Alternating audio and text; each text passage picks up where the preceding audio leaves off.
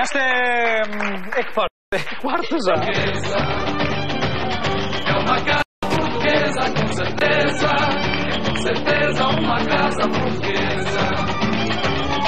Uma casa portuguesa fica bem, com um vinho sobre a mesa. Quando à porta humildemente bate alguém, senta-se à mesa com a gente. Fica bem esta franqueza, fica bem. O povo nunca desmente que a alegria da pobreza está nesta grande riqueza de dar e ficar contente. Quatro paredes caiadas, um cheirinho de alegria, um cacho de uvas douradas, duas rosas, um jardim, São José de Azulejos, mais o sol da primavera.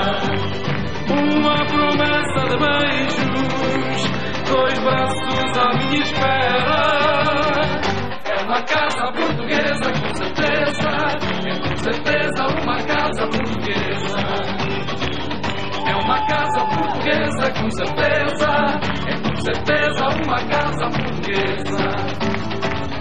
O conforto pobrecinho do meu lar, a fartura de carinho, a cortina da janela é o luar, mais o sol que bate nela.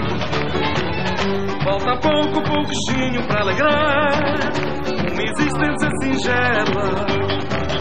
É só o amor, pão e vinho e o caldo verde verdinho a fumegar na panela.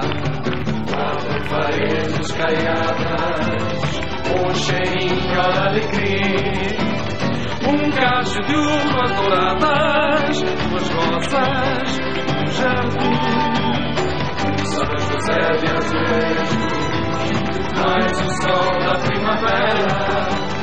Uma promessa de beijos, dois braços à minha espera. É uma casa portuguesa, com certeza. É com certeza uma casa portuguesa. Uma casa portuguesa, com certeza. É com certeza uma casa portuguesa. É uma casa portuguesa, com certeza. É com certeza uma casa portuguesa. É uma casa portuguesa, com certeza. É com certeza uma casa portuguesa.